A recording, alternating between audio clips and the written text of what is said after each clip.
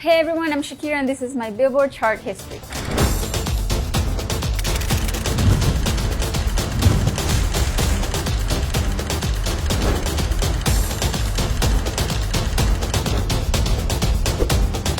Donde Estás Corazón was my international hit. It broke me in many different countries other than my own country, and I was only 18, so that was a very exciting moment of my life.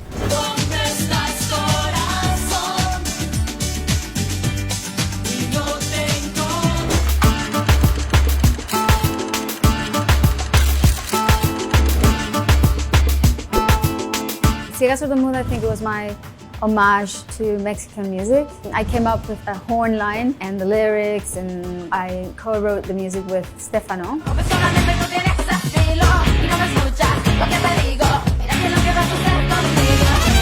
It was super exciting at the time because not too long after the song was published, we did the MTV Unplugged and we brought in a mariachi group. So I got to sing that song in its purest form, the Mexican style.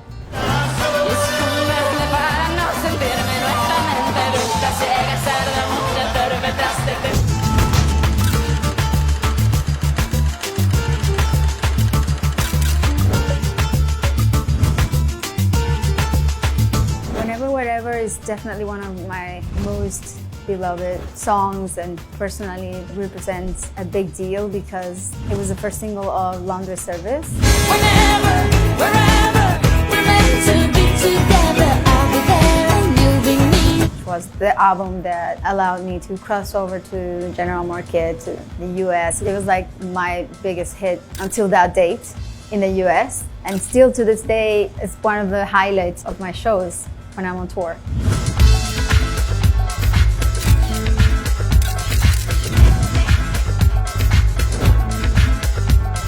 It was my first ballad in English. It was a very personal song that I wrote when I was very much in love.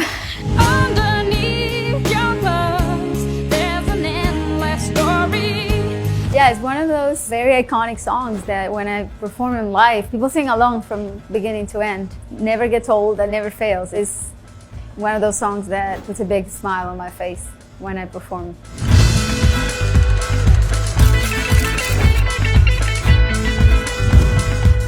La Tortura was one of the first Spanish videos that aired on MTV. It also somehow crossed over to the general market, and a lot of people knew about that song internationally.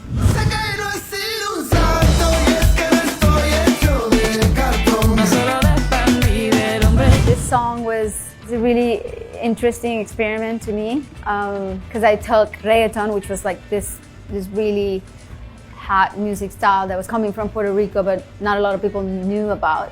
And I took it and I sort of like mixed it with my own sounds and added a little bit of like Spanish ingredients. And the most important Spanish ingredient in the song, Alejandro Sanz, who became my dear friend. He's like a brother to me.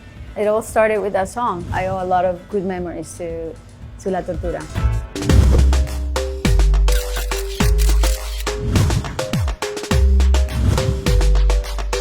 Hips Don't Lie was #1 in like 55 countries, and it was #1 in Hot 100s for a few weeks, and it was just a song that just broke all paradigms, changed the paradigms, I think, for me and for many Latin artists in the US. I'm on tonight, my hips don't lie, and I'm starting to feel you, boy. Come on, let's go, real slow. Latin music wasn't really at its peak like it is right now, and in the US, and many radios at first really didn't want to play Hips Don't Lie because it sounded too Latin for them, and it's understandable because it had a Colombian cumbia in the middle of the song. There's nothing pop about it. The rest of the song was. I had so much faith in this song. My album, Oral Fixation, was already out. It had already been published, but I really believed that the song was gonna make it big, and against all odds, I called the head of the label. I remember Donnie Einer, I think, was in charge back in the day, and I convinced them to recall the physical copies and collect them all and include the song in the album. And still, like, I don't know, 17 years later, I still get the references about hips don't lie. Hey, Shakira, your hips don't lie. It never gets old.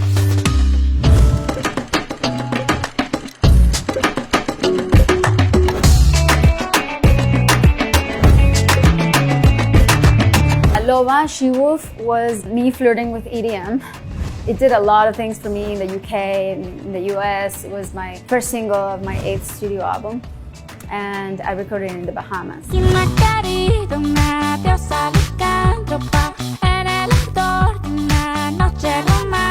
I remember that actually I wasn't too sure about me writing the lyrics in English.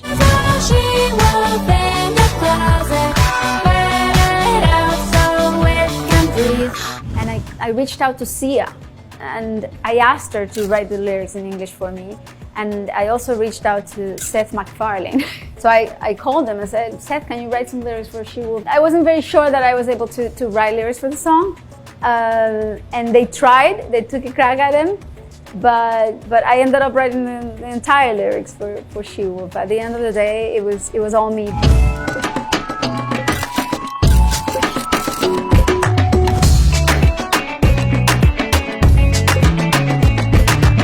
Waka Waka was definitely one of my most relevant songs. It was the official song to the 2010 Soccer World Cup.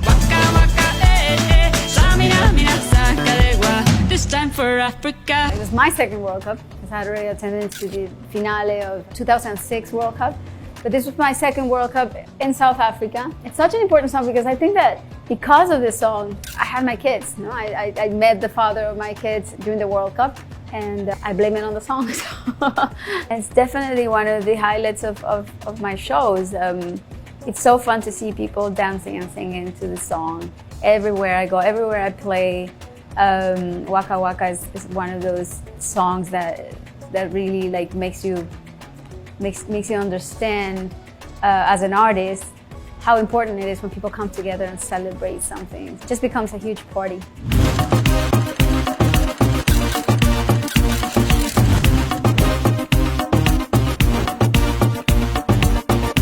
La Bicicleta is technically the first single of my album El Dorado, and it's one of the songs that have brought me so many joys.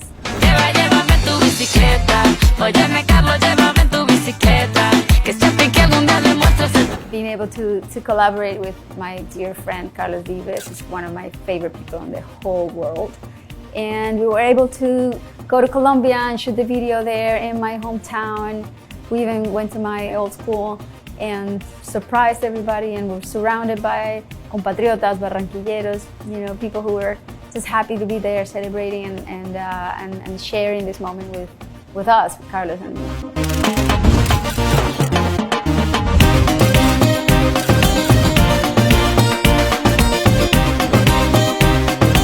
And I hit #1 for 11 weeks.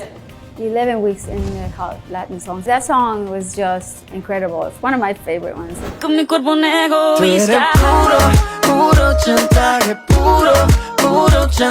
I remember that Maluma was an up-and-coming artist who Afro Verde from my label told me about. He was like, hey, Shakira, you gotta learn about this guy who's super talented, this artist, Maluma. You should probably do something with him.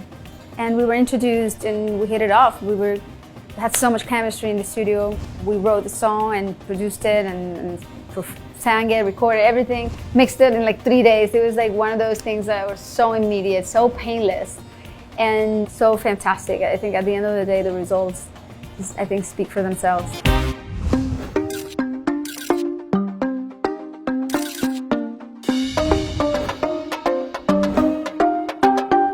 Bizarrap Session 53. It's a very controversial song. It was the first song I released this year.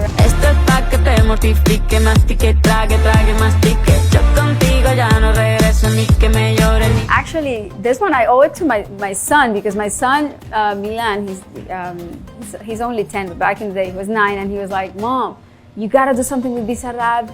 This guy is unbelievable. And I was like, who's Bizarrap? Like, what are you talking about? He used to play me his music. And one time, Bisa DM'd me and he approached me and said that he wanted to do something with me. And I showed it to me, and I'm like, Milan, look who's writing to me.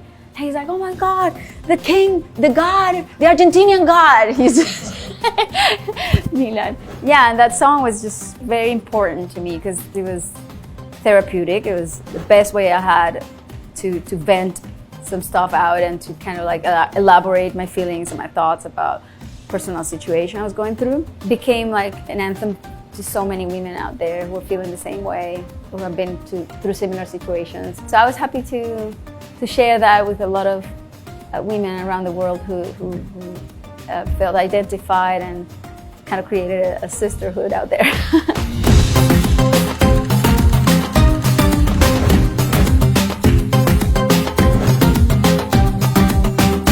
Recurre was another amazing song, my second single of this year.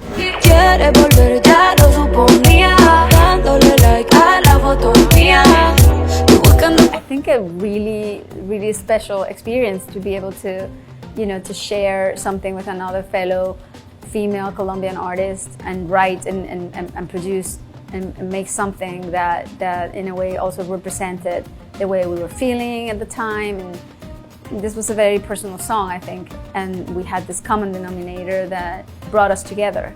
So, yeah, the rest is history.